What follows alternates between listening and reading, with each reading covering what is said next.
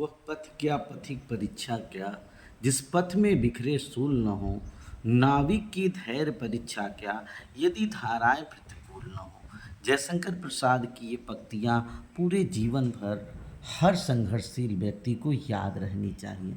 हमेशा विषम परिस्थितियों में ही आपकी परीक्षा होती है। तो आइए जीएस फॉर ऑल एग्ज़ाम का आज पहला प्रश्न।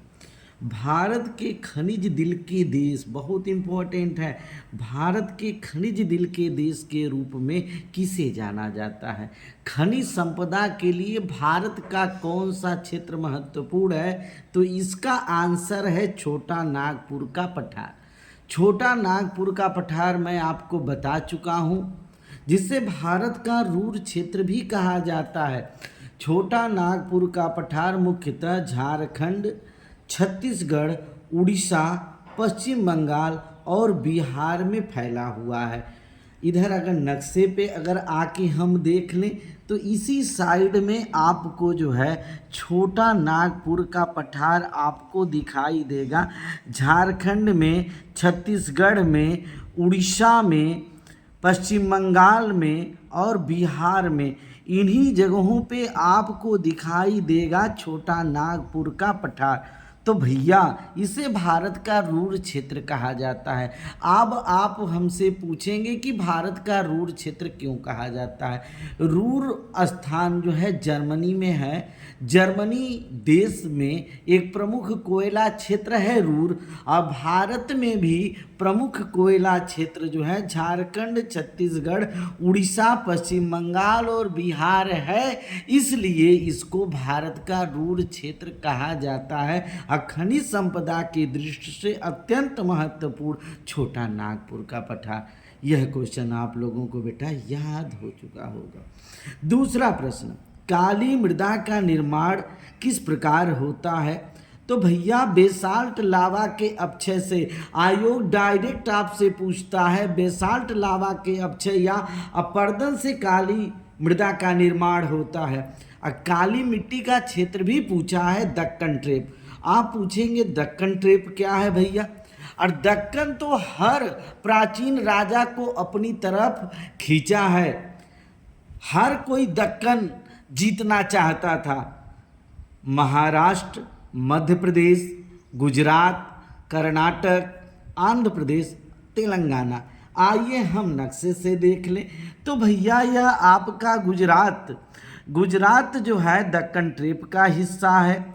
यह आपका महाराष्ट्र दक्कन ट्रेप का हिस्सा है। मध्य प्रदेश दक्कन ट्रेप का हिस्सा है। कर्नाटक दक्कन ट्रेप का हिस्सा है।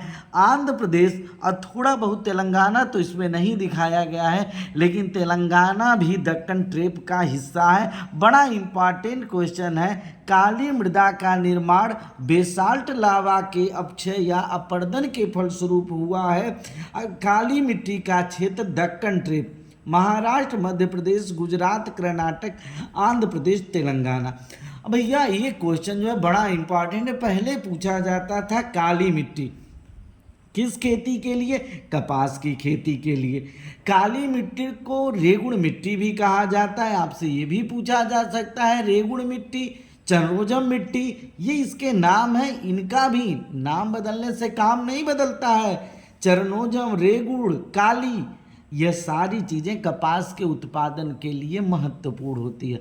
और कपास आप जानते हैं गुजरात और महाराष्ट्र में कपास का सर्वाधिक उत्पादन होता है, और उस स्थिति में कपास वस्त्र उद्योग के लिए बहुत अच्छा है।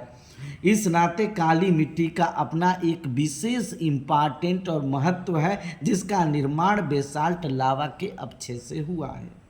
अब आते हैं भैया उड़िया पठार। बहुत इंपॉर्टेंट है कि उड़िया पठार कहाँ है भैया। राजस्थान के सिरोही जनपद में, राजस्थान के सिरोही जनपद में दक्षिणी क्षेत्र का हिस्सा है। तो राजस्थान को अगर हम देख लें तो ये उत्तर है, ये दक्षिण है, और ये आपका पूरब है, ये पश्चिम है। राजस्थान का दक्षिणी हिस्सा जो है दिल्ली को टच करेगा, और यहाँ पे अरावली पर्वत श्रृंखला है, और इसका दक्षिणी हिस्सा मात्र 1360 मीटर।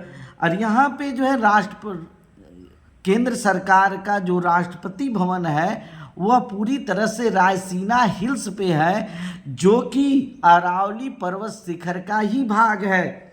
लेकिन समय के चक्र के नाते एक भारत का सबसे प्राचीनतम पर्वत भाई, जिसकी एक औसत ऊंचाई रहा करती थी, आज वो अपने अस्तित्व को खोता हुआ धीरे धीरे नजर आ रहा है। और मात्र इस समय जो है वो पर्वत पठार हो गया है। उड़िया पठार राजस्थान के सिरोही जनपद में दक्षिणी क्षेत्र का हिस्सा है। यह काफ़ी इम्पॉर्टेंट है बेटा। 1360 मीटर का उड़िया पठार भैया ये कहीं नहीं है, अरावली भारत का प्राचीनतम पर्वत श्रृंखला है, उसी का हिस्सा है, और जो कि राजस्थान की सिरोही जनपद में है।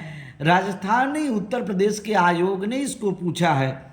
और अरावली किस प्रकार का पर्वत है भैया? अवशिष्ट पर्वत। एक समय पर्वत था, लेकिन धीरे धीरे जो है लगातार अपर्दन अपक्षय होते हुए अवशिष्ट पर्वत के रूप में हो गया है।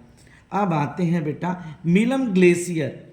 मीलम ग्लेशियर उत्तराखंड में है, लेकिन उत्तर प्रदेश आयोग ने पूछा है तो कुछ तो बात होगी। कुमाऊं क्षेत्र का सबसे बड़ा ग्लेशियर, आप ही बताइए। यहाँ से हिमालय का सुंदर नज़ारा जो है देखने को मिलता है। अब पर्यटन उद्योग के लिए जितना उत्तराखंड महत्वपूर्ण हो चुका है, उतना उत्तराखंड, हिमाचल प्रदेश, जम्मू कश्मीर, ये सब पर्यटन उद्योग के लिए। तो भैया यहाँ पे मीलम ग्लेशियर, ठीक है, यहाँ पे देखिए उत्तराखंड का मीलम ग्लेशियर, यहाँ से हिमालय पर्वत का सुंदर नज़ारा देख लीजिए। हिमालय पर्वत का सुंदर नज़ारा जो है मीलम ग्लेशियर से देखने को मिलता है।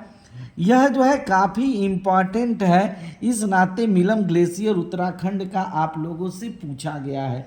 ठीक है, अब आते हैं बेटा भारत में कुछ जो है हवाएं चलती हैं, उन हवाओं को किस नाम से जाना जाता है? तो पहला भैया आधी। आधी कहाँ चलती है? उत्तर प्रदेश में। काल बैसाखी कहाँ है भैया? पश्चिम बंगाल। काल बैसाखी का दूसरा नाम क्या है? नार्वेस्टर। तो सब कुछ तो समझ में आ जाएगा, लेकिन आप पूछेंगे कि काल बैसाखी सर क्या होता है?